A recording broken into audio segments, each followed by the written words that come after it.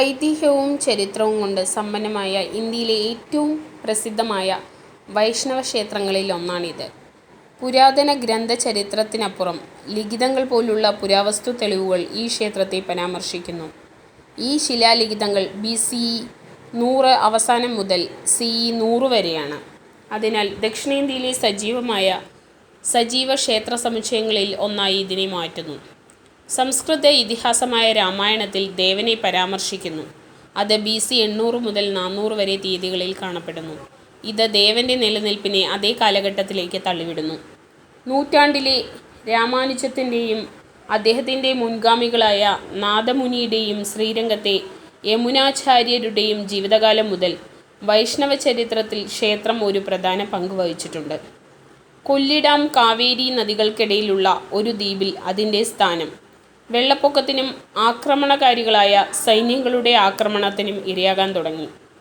14-ാം നൂറ്റാണ്ടിൻ്റെ തുടക്കത്തിൽ പാണ്ഡ്യരാജ്യത്തിലെ വിവിധ നഗരങ്ങളിൽ നടന്ന കൊള്ളയടിക്കൽ ഡൽഹി സുൽത്താനേറ്റ് സൈന്യം ക്ഷേത്രം കൊള്ളയടിക്കുകയും നശിപ്പിക്കുകയും ചെയ്തു. 14-ാം നൂറ്റാണ്ടിൻ്റെ അവസാനത്തിൽ ക്ഷേത്രം പുനർനിർമ്മിച്ചു. 16-ഉം 17-ഉം നൂറ്റാണ്ടുകളിൽ കൂടുതൽ ഗോപുരങ്ങളാൽ ഈ സ്ഥലം ശക്തിപ്പെടുത്തുകയും വികസിപ്പിക്കുകയും ചെയ്തു. ഭക്തിനിർഭരമായ ആലാപനവും നൃത്ത പാരമ്പര്യമുള്ള ആദ്യകാല ഭക്തിപ്രസ്ഥാനത്തിൻ്റെ കേന്ദ്രങ്ങളിൽ ഒന്നായിരുന്നു ഇത്. എന്നാൽ 14-ാം നൂറ്റാണ്ടിൽ ഈ പാരമ്പര്യം നിലച്ചു. പിന്നീട് വളരെക്കാലം പരിമിതമായ രീതിയിൽ പുനരുജ്ജീവിക്കപ്പെട്ടു.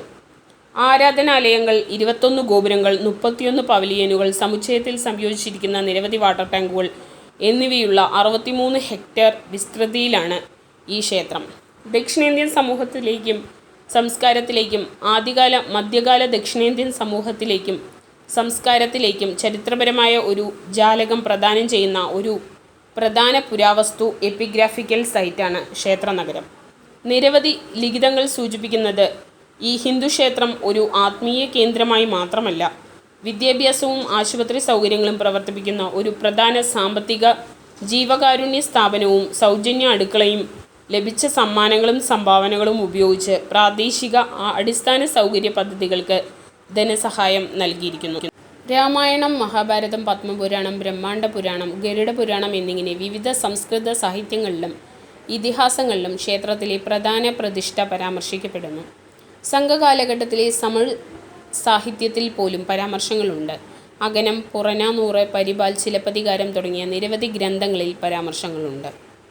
ചോള ഭരണാധികാരി ധർമ്മവർമ്മയാണ് ഈ ക്ഷേത്രം ആദ്യമായി നിർമ്മിച്ചത്. കാവേരി നദിയിലെ വെള്ളപ്പൊക്കം ക്ഷേത്രവിമാനത്തെ നശിപ്പിക്കുകയും പിന്നീട് ആദ്യകാല ചോള രാജാവായ കിള്ളിവളവൻ ക്ഷേത്ര സമുച്ചയം പുനർനിർമ്മിക്കുകയും ചെയ്തു. പുരാതന ഗ്രന്ഥചരിത്രത്തിനപ്പുറം ലിഖിതങ്ങൾ പോലുള്ള പുരാവസ്തു തെളിവുകൾ സൂചിപ്പിക്കുന്നത് ശിലാലിഖിതങ്ങൾ BCE 100ൻ്റെ അവസാനം മുതൽ CE 100 വരെയാണെന്നാണ്. അതിനാൽ ദക്ഷിണേന്ത്യയിലെ സജീവമായ ക്ഷേത്ര സമുച്ചയങ്ങളിൽ ഒന്നായി ഇത് മാറി. പ്രധാന ശ്രീകോവിലിനോട് ചേർന്ന് 100 CE മുതൽ 300 CE വരെ ഉറയൂർ ചോളൻ നിർമ്മിച്ച മണ്ഡപങ്ങൾ നിർമ്മിച്ചിട്ടുണ്ട്. ഈ പ്രദേശം ഭരിച്ചിരുന്ന ചോള, പാണ്ഡ്യ, ഹോയ്സാല, മറാത്ത, വിജയനഗര രാജവംശങ്ങളുടെ വകയായി ക്ഷേത്രത്തിൽ പിന്നീട് ഘടനകളും ലിഖിതങ്ങളും കൂട്ടിച്ചേർക്കപ്പെട്ടു. ഈ ലിഖിതങ്ങൾ 7-ാം നൂറ്റാണ്ടിനും 17-ാം നൂറ്റാണ്ടിനും ഇടയിലുള്ളവയാണ്. 1311 അലാവുദ്ദീൻ ഖിൽജിയുടെ മുസ്ലിം ജനറൽ മാലിക് കഫൂറിൻ്റെയും ഡൽഹി സുൽത്താനേറ്റ് സേനയുടെയും അധിനിവേശത്തിൻ്റെയും കൊള്ളയുടെയും കാലഘട്ടത്തിൽ അദ്ദേഹം ഖനോബാരി, അതായത് കാവേരി നദിയിലെ ഒരു സുവർണ ക്ഷേത്രം ആക്രമിച്ച് നശിപ്പിച്ചതായി അക്കാലത്തെ അറബി ഗ്രന്ഥങ്ങൾ പറയുന്നു. ക്ഷേത്രം കൊള്ളയടിച്ചു. ദേവൻ്റെ സ്വർണ്ണ ചിഹ്നം ഡൽഹിയിലേക്ക് കൊണ്ടുപോയി.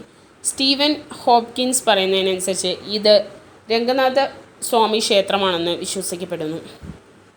തുടർന്നുള്ള തമിഴ് ഗ്രന്ഥങ്ങൾ ക്ഷേത്രം വിഷ്ണു ഐക്കൺ എങ്ങനെ വീണ്ടെടുത്തു എന്നതിനെക്കുറിച്ചുള്ള പൊരുത്തമില്ലാത്ത ഐതിഹ്യങ്ങൾ വാഗ്ദാനം ചെയ്യുന്നു.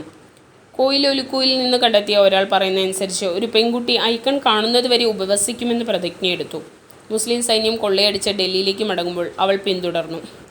അവിടെ അവൾ കൊട്ടാരത്തിലേക്ക് നുഴഞ്ഞു കയറി. സുൽത്താൻ്റെ മകൾ ചിത്രവുമായി പ്രണയത്തിലായതായി കണ്ടു. യുവതി ശ്രീരംഗത്തേക്ക് മടങ്ങി. ഡൽഹിയിൽ കണ്ട കാര്യങ്ങളെക്കുറിച്ച് പുരോഹിതന്മാരോട് പറഞ്ഞു. പുരോഹിതന്മാർ സംഗീതജ്ഞരുമായി ഡൽഹിയിലേക്ക് പോയി. രാവും പകലും സുൽത്താൻ്റെ മകളുടെ കയ്യിൽ ഐക്കൺ കണ്ടെത്തി. ഐക്കൺ തിരികെ നൽകുന്നതിനായി അവർ സുൽത്താൻ്റെ മുമ്പിൽ പാടുകയും നൃത്തം ചെയ്യുകയും ചെയ്തു. അദ്ദേഹം അത് തിരികെ നൽകി. അത് തൻ്റെ മകളെ അസ്വസ്ഥതയാക്കി. മകളെ ആശ്വസിപ്പിക്കാൻ അത് തിരികെ കൊണ്ടുവരാൻ സുൽത്താൻ വീണ്ടും സൈന്യത്തെ അയച്ചു. പക്ഷേ ഇത്തവണ അവർ വിജയിച്ചില്ല. മറ്റ് ഭാഷ്യങ്ങളനുസരിച്ച് മുസ്ലിം മകൾ ഡൽഹിയിൽ നിന്ന് ശ്രീരംഗം വരെ ഒരു കുതിരപ്പുറത്ത് ഐക്കണിനെ പിന്തുടർന്നു. എന്നിട്ടും വിഗ്രഹം കാണാതെ ശ്രീകോവിലിൻ്റെ വാതിലിന് മുന്നിൽ അവളുടെ ജീവിതം ഉപേക്ഷിച്ചു.